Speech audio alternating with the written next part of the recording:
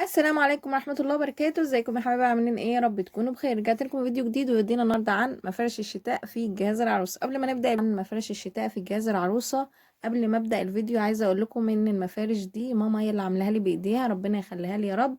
وهي حبت ان هي تعمل لي مفارش في جهازي، فهي ابدعت فيها بصراحة. اول حاجة معايا هو المفرش ده، بسم الله الرحمن الرحيم. ادي اول مفرش اهون بالشكل ده.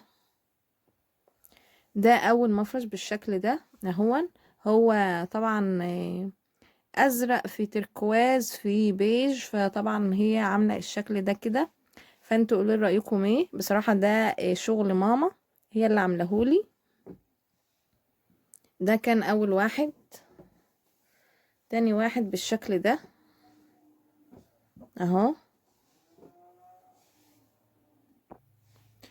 هو صغير بالشكل ده، يعني ايه شكله صغير مش كبير، يعني الحجم بتاعه صغير مش كبير.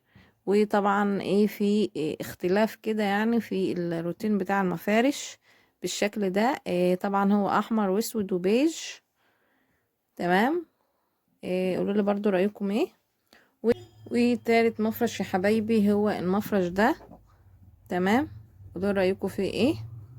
إيه برضو هو مليان الوان كده، إيه اختلاف يعني وكده، يعني ايه في الوان موف، اللون اللي هو الزيتي، اللون التركواز لبني. إيه يعني ايه مختلف في الالوان بتاعته. فانتوا قولوا لي رايكم برضو فيه ايه، حلو ولا لا. تمام يا ماما هي اللي عاملاه، برضو عامله لي برضو المفرش ده. إيه قولوا لي برضو ايه رايكم فيه. إيه ده شغل ماما طبعا هي اللي شغاله لي المفارش دي كلها. آه، هي قالت ايه ان هو يبقى فيه تنوع في الشقة بتاعتك، تتغير المفارش وكده يعني. فعملت لي الحاجات دي بصراحة، كانت بتسهر عليها بالليل وكده، تقعد كل شوية تعمل فيهم حاجة. فانتوا قولوا لي رأيكم فيهم ايه. بصراحة ربنا يخليها لي يا رب. انا عاجبني جدا وعاجبني ان هي تعبت جدا، برغم ان انا ما قلتلهاش والله، هي لقيتها هي بتعمل فيهم. إيه فمش في دماغي يعني وكده، فقالت لي المفرش دي ايه ليكي ويعنيها في الجهاز بتاعك. فانتوا قولوا رايكم ايه. ادي الشكل بتاعهم، يعني برضو هما ايه كلهم الاشكال مقربة من بعضها. وده المفرش اهو، عاملين المفرش برضو. إيه بصوا طبعا لما يتفرد ويتظبط وكده هتبقى شكله مختلف، اهو بالشكل ده كده. وفي الستان ده. تمام. اهو بالشكل ده كده. إيه انتوا قولوا لي رايكم ايه بقى. يعني عايزه رايكم بصراحه بس انا بصراحه عاجبيني جدا، يعني كفايه ان ماما تعبت وقعدت تعمل لي فيهم يعني وكده. الف شكر ليكي يا ماما جدا. عملت لي برضو ده يا حبايبي زي ما انتم شايفين كده بالشكل ده. بصوا إيه في حاجات كده بتبرق كده وحاجات لميعه انا مش عارفه ماما عملتهم ازاي، انا اصلا ما كنتش اعرف ان ماما لها في الشغل ده يعني. بس هي فاجئتني بصراحه بيهم. فانتوا قولوا رايكم ايه، وشكل المفرش ايه رايكم فيه. ماشي. طبعا هي بصوا هي حاجات كده بتدخل في بعضها يعني لما يجي يتفرش كويس وكده هيبان اكتر. عملت لي برضو يا حبايبي المفرش ده. بصوا شكله كده ما شاء الله حلو. عايزه اقول لكم ان ده احمر لونه احمر. ممكن يكون ظاهر في الصوره لونه مختلف، بس هو لا هو لونه احمر احمر في اسود كده. ما شاء الله شكله جميل جدا عجيبني خالص. شايفين يعني الوان اصلا احمر في اسود، هي مش مزوده فيهم حاجه. حتى التل ده نفسه احمر، بس هو احمر غامق سنه بسيطه. بس بصراحه هو اهو وشه اهو كنت قلبه على ظهره. ده وشه اهو، في بقى برضو الستان كده في النص وبتفرد كده بقى. لا بصراحه يعني عاجبني شكله جدا، ما شاء الله تسلم ايدك يا حبيبتي. برضو عامله لي المفرش ده. بصوا المفرش ده بقى اللي هو ايه مش عارفه اللون بتاعه بس هو ايه. من درجات الموف، هو من درجات الموف كده بالشكل ده. بس هو لما يتفرد وكده هيبقى ايه مختلف طبعا. قولوا رايكم ايه يا حبايبي فيهم بقى، كل مفرش تقولوا رايكم فيهم ايه. عامله لي برضو اللون ده. بصوا يعني هي ايه منوعالي، يعني بحس مش عارفه دي باين ايه نلبسها لحاجه كده، تتلبس لحاجه كده ممكن. اهو لان ايه النظام بتاعه ان هو مقوس كده. فاكيد ممكن اللي هو مثلا تحطي في حاجة تبقى لابسة البتاع، مش عارفة حاجة زي كده يعني بالشكل ده. هو طبعا المفرش بيقعد يتفرد كده. تمام، قولوا رأيكم ايه يا حبايبي. برضو يا حبايبي المفرش ده برضو يعني ايه شكله جميل وكده. بصوا طبعا هو المفرش ده صوف، يعني المفارش اللي انا وريتها لكم دي هي مفارش صوف.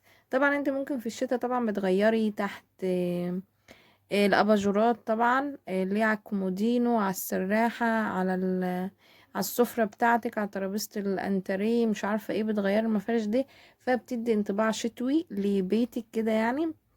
فبرضه دي كانت فكرة حلوة قوي من ماما. وبعد الشتاء انت طبعا ايه بتشيليهم، بتغسليهم وتشيليهم وتحفظيهم زي المفارش التانية بالظبط. برضو ان هو تنوع في شقتك وحاجات جديدة كده وافكار مختلفة. تمام. ده برضو كان مفرش. انتوا بقى قولوا رأيكم ايه يا حبايبي فيهم. طبعا كل الحاجات دي ماما هي اللي عاملاها لي، ده شغل ايديها بصراحة. فانا حبيت ان انا اوريها لكم، وبرضو ان انا اقول فكرة برضو للعرايس اللي هي بتجهز ان هي ممكن يبقى عندها حاجات زي دي والدتها عاملاها لها وكده، فلا هي تخليها لشقتها برضو تنوع في الشقة عندها، ويبقى عندها ايه تنوع في مثلا الشتاء من الصيف كده يعني. تمام. فانتوا برضو يا حبايبي قولوا رأيكم ايه، لان رأيكم بيهمني كتير جدا. وانا بصراحة التعليقات كده انا عايزة اقول ان انا التعليقات بشوفها على طول لانها بتعجبني جدا، وبشكر كل حد بيدعمني بتعليق كويس جدا. بجد الف شكر ليكم جدا، وبشكركم على مشاهدتكم لفيديوهاتي، واتمنى دعمكم اكتر واكتر. طبعا ده لونه احمر. تمام. احمر في بيج، طبعا كنت شفت احمر في اسود، ده احمر في بيج كده، فبرضو قولوا لي رايكم ايه. طبعا هي المفارش دي ممكن تفرديها كده، ممكن تلميها. طبعا ماما هي اللي قالت لي الحركه دي، ان انت ممكن تلمي المفرش، وممكن ان انت تفرديه يعني كده، فبرضو هيبقى ايه شكله جميل. فبرضو يعني حاجه حلوه جدا.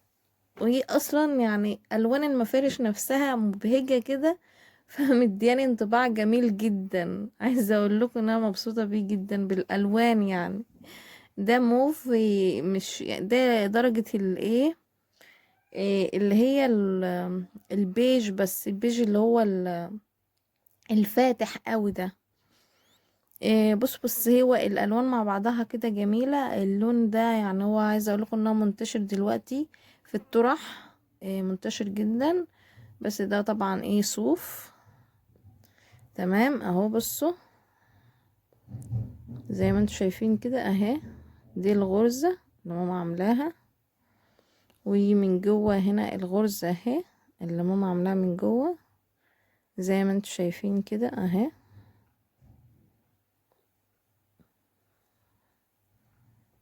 لو عايزين برضو مثلا ماما خلاها تعمل فيديو وهي بتعمل المفارش دي طريقة عمايلها، فانتوا بقى قولولي بس بقى ايه مش اللي هو تعليق واحد او اتنين، لان انا هحاول ان انا اقنعها يعني ان هي تجيب خيط بقى وتشتغل وكده تاني، لان هي بعد ما خلصت لي دول خلاص كده،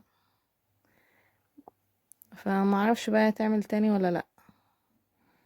زي ما انتوا شايفين اهو بصوا شايفين. تقولوا رايكم ايه. عامله لي برضو اللون ده بصراحه جميل جدا، وتحس كده الوانه متناسقه مع بعضها ومديها ايه شكل حلو. وبرضو انت بتاخدي منها افكار برضو جميلة، الوان برضو لللبس ان ممكن ينفع الزيتي مع البيج مش عارفة حاجات كده يعني ما شاء الله يا ماما يعني. لا بصراحة عجبني جدا زي ما انتوا شايفين اهو. فانتوا قولوا رأيكم ايه. ودي الغرزة، بصوا الغرزة دي مختلفة شوية ممكن اهي. فانتوا قولوا رأيكم ايه يا حبايبي. وده كان اخر مفرش اهو. بصوا هي بقى اختلاف بقى، بصوا حاطة ايه من جوه كده حاجة مختلفة كده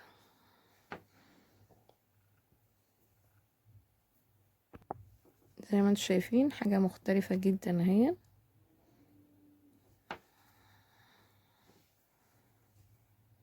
تمام.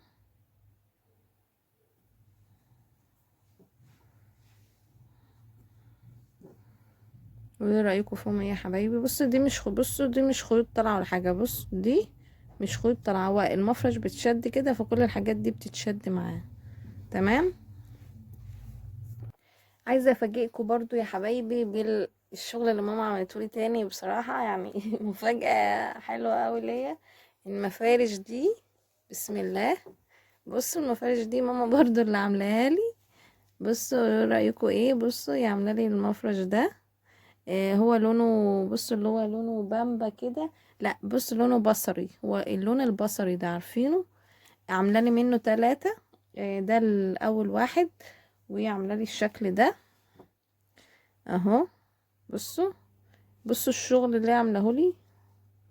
بصوا من هنا كده، بدل ما تروحي تشتريه هتلاقي اغلب الامهات بتحب اصلا الشغل اللي هو اللي هو بالإبرة ده، اللي هو الصوف والحاجات دي. فبجد يعني ايه، وحاجة دايما تبقى في بيتك فيها ريحة مامتك، فيها عمال ايد مامتك، يا حاجة جميلة جدا.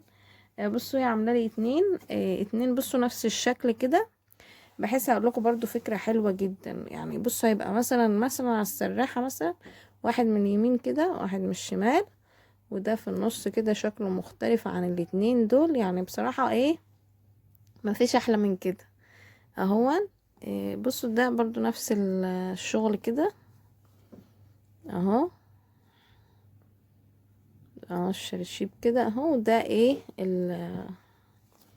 الخفيف اللي في النص كده، يعني اللي هو شكله مختلف، يعني شكله مختلف عن ده وعن ده اهو، زي ما انتوا شايفين كده. قولوا لي بقى يا حبايبي ايه رايكم؟ دي بقى إيه شغل ماما. زي ما انتوا شايفين، يا رب تقولوا لي رايكم ايه. ده اللون اللي هو البصري، يعني عامله لي ايه طقم كمان لونه ايه بامبا. ماشي، ده اللون البصري اهو. وايه رايكم فيهم ايه؟ تمام. تاني بقى يا حبايبي اهو، ده البامبا زي ما انتوا شايفين. بصوا اهو عاملاه بالشكل ده. بصوا ده فيه شريط ستان كده داير ما يدور اهو، وهنا فيه إيه زي اللي هي اللولي ده، اللي هي الخرز ده. مش عارفه بقى هو شغل ماما بقى، انا ما اعرفش في الحاجات دي بصراحه. فانتوا قولوا لي او رايكم ايه. ده كان اول واحد. تاني واحد بالشكل ده اهو، برضو بشكل اهو مختلف زي ما انتوا شايفين كده اهو. تمام. وده تالت واحد، شكله بقى مختلف خالص اهو. ده شكله مختلف اهو برضو. ماشي، بصوا الاتنين دول يعتبروا زي بعض كده، وده المختلف فيهم في النص. برضو هما لما بيتفرشوا كده هيبقى شكلهم طبعا باين اكتر في الفرش. دي كانت مفارش الشتاء في جهاز العروسة، وطبعا بإيد ماما ست الحبايب، ربنا يخليها لي يا رب. انا عايزاكم تقولوا رايكم ايه بقى، وعايزين عايزاكم تفجروا الفيديو ده لايكات كده عشان تفرحوا ماما حبيبتي. وبجد بشكرها، بشكرها جدا من قلبي، وربنا يخليكي يا ماما ليا، وربنا يبارك لي فيكي يا رب، ويشفيكي ويبعد عنك كل سوء يا رب العالمين يا رب. ما تنسوش يا حبايبي اللي ما اشتركش في القناة يشترك في القناة عشان يستفيد من فيديوهاتي. واتمنى الفيديو يعجبكم، واشوفكم فيديو جديد. باي باي.